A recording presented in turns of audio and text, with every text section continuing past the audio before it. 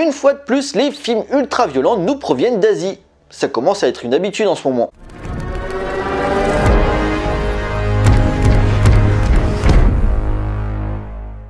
Bonjour à tous, il va être question de Project Wolf Hunting réalisé par Yong Seung Kim.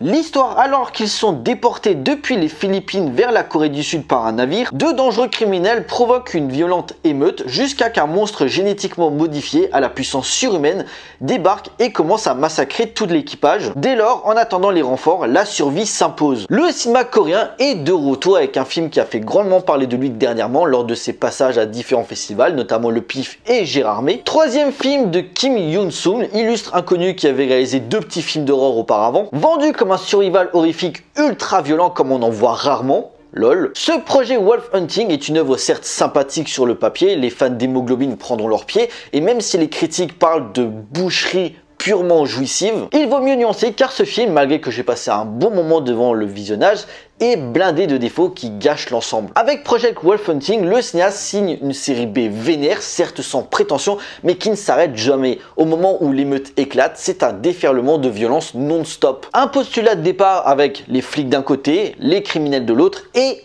quelque chose qui est caché au fond de ce bateau, à son réveil, va tuer les membres de l'équipage un par un de la façon la plus sauvage qui soit. Sauf que ce concept de survival, dont je suis le public visé, montre très vite ses limites dans la narration et les enjeux. Ce qui fait qu'on ne peut pas se satisfaire pleinement de ce Project Wolf Hunting. Surtout qu'en plus il est très limité niveau distribution. Par exemple à Strasbourg on a 4 gros cinémas, il n'y en a qu'un seul qui le diffuse et surtout c'est une séance par jour et c'est pas dans l'après-midi ou au début de soirée. Non, non, c'est à 21h30. Ça veut dire déjà qu'il dure 2 heures.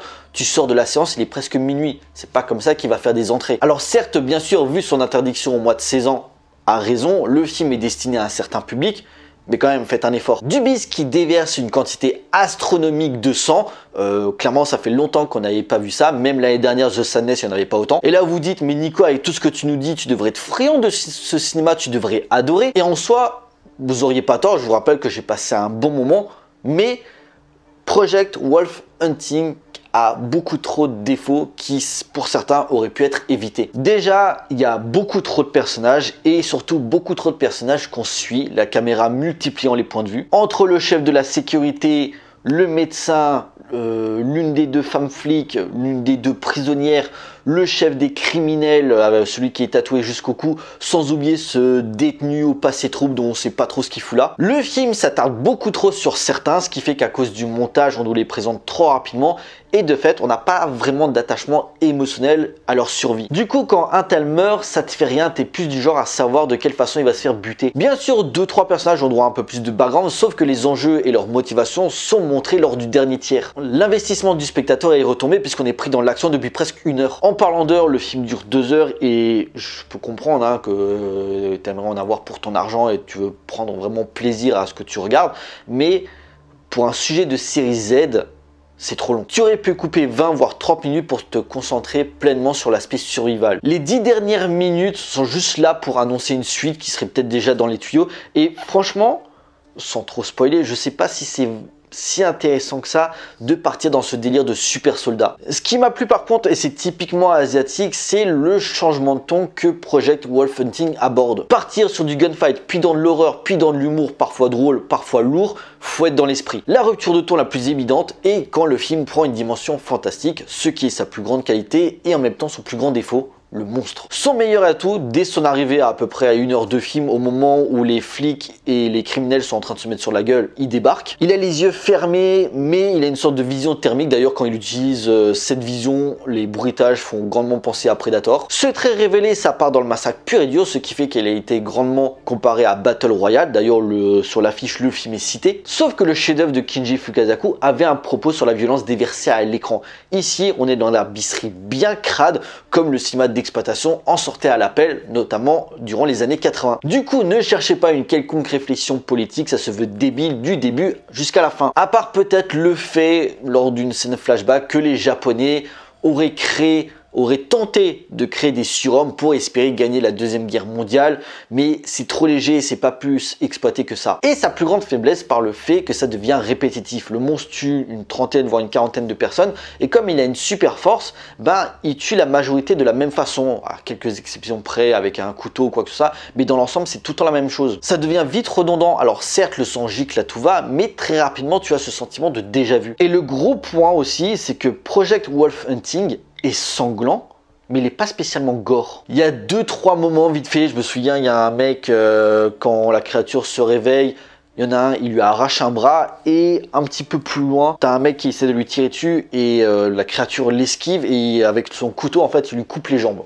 Voilà, c'est à peu près ce que tu as vraiment de trash, on va dire. Il y a un moment, j'ai pas compris.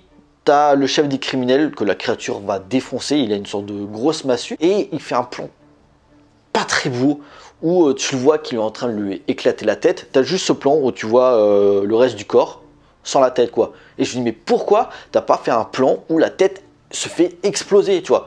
Si déjà tu veux partir dans un délire gore, assume jusqu'au bout. Pourquoi tu me la montres un petit peu hors champ l'éclatement? Ça c'est dommage. Niveau violence graphique, je suis désolé, hein, mais The Sadness c'était autre chose, parce qu'il y avait le discours, voire récemment Terrifier 2, par le fait que Art le Clown, à chaque mise à mort, elle était différente de la précédente, parce qu'il utilisait des différents objets. Sans oublier un certain humour noir qui caractérisait le personnage. Et si on veut partir dans l'action bourrin, même si je ne suis pas plus fan que ça de cette saga, The Raid, c'était d'un autre niveau. Et des fois, ce qui n'aide pas aussi, c'est le comportement débile de certains personnages et des trucs que je n'ai pas compris. Au moment où le monstre débarque à la moitié du film, donc tu as les criminels et les flics qui se mettent sur la gueule, ils sont un petit peu impressionnés. Certes, je peux comprendre, voilà, ils commencent à massacrer une personne, 2 personnes, mais à un moment, les gars, soyez un peu logiques. Vous avez des guns, utilisez-les. N'attendez pas qu'il soit à 1 mètre de vous, parce qu'en plus il a une super agilité, donc il peut esquiver un petit peu les balles. N'attendez pas qu'il soit à 1 mètre de vous pour vous massacrer. Au lieu de le regarder comme des cons, tirez. Mais si tu le butes rapidement, il n'y a plus de film, certes. Mais ou alors il fallait faire un petit peu autre chose au niveau du montage, tu vois, ou de jouer vraiment sur l'aspect un petit peu prédateur de la créature qui peut attaquer à tout moment. Là, je sais pas, ils sont là en train de le regarder comme un con. T'es impressionné, certes, mais à un moment tu dis bon, on a des armes, on va le tuer. Non, même 5-10 minutes après, pareil, t'as le même délire, vous avez des armes, je sais pas, vous en faites rien. Alors si vraiment tu veux partir dans ce délire-là, bah ils avaient que des couteaux ou des épées, ou je sais pas, ou des machettes, j'en sais rien. Mais n'utilisez pas des guns si ça va pas s'en servir. Je veux bien que ça veut se présenter comme un délire Z, mais à un moment, un minimum de cohérence sur le comportement des personnages. Pareil, le scénario, il est un petit peu débile, genre le détenu un petit peu silencieux, là, qui a une tête de chanteur de K-pop. Ces motivations qui sont présentées lors du dernier tiers, mais ça n'a aucun sens. Genre tu attendais que ce mec qui débarque pour se venger parce qu'il a fait avec ton enfant. Donc en fait tout ce qui s'est passé, que les criminels fassent une émeute, que ils mettent les cadavres dans un frigo, que le sang coule jusqu'au fond pour réveiller la créature et qui va se mettre à massacrer tout le monde, et qui justifie que une équipe spéciale débarque sur le bateau pour régler le problème. Mais ça va trop loin mec, mais là tu... Non, c'est même plus crédible. Pareil, à un moment, j'ai pas très bien compris par rapport au comportement de la créature. En fait, à un moment, tu as le groupe de héros, on va dire, qui est dans le sous-sol du bateau, tombe sur un bouquin qui parle des caractéristiques et du comportement de ces créatures. Ils disent que voilà, ils sont une super force, une bonne résistance, et qui s'attaquent aux personnes qui sont susceptibles d'être une menace pour eux.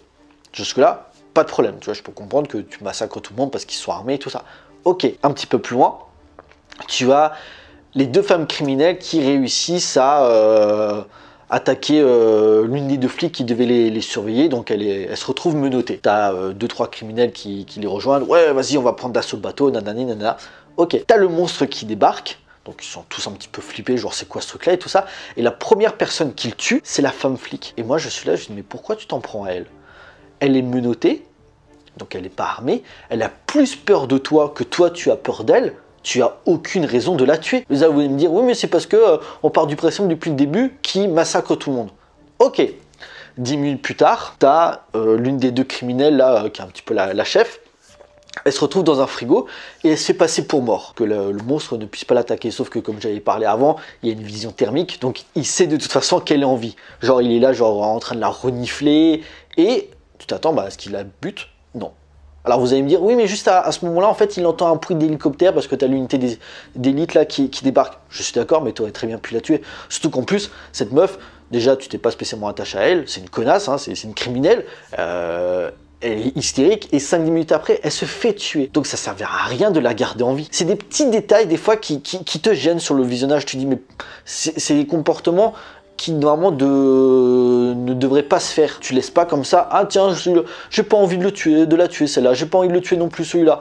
Pourquoi? Non, sois dans ton délire jusqu'au bout. Même dans la série B, tu as des codes à respecter pour garder une certaine cohérence. Et je vais conclure sur ce point-là, ces 20 dernières années, la Corée, du Sud, hein, pas le Nord, a pris une grande importance dans le cinéma mondial. Entre des cinéastes comme Park Chan-wook, Kim Ji-woon, Bong Joon-ho et des œuvres comme Memories of Murder, The Host, J'ai rencontré le diable, Dernier train pour Busan, sans oublier Parasite. On a de grosses attentes parce qu'on a des œuvres de qualité.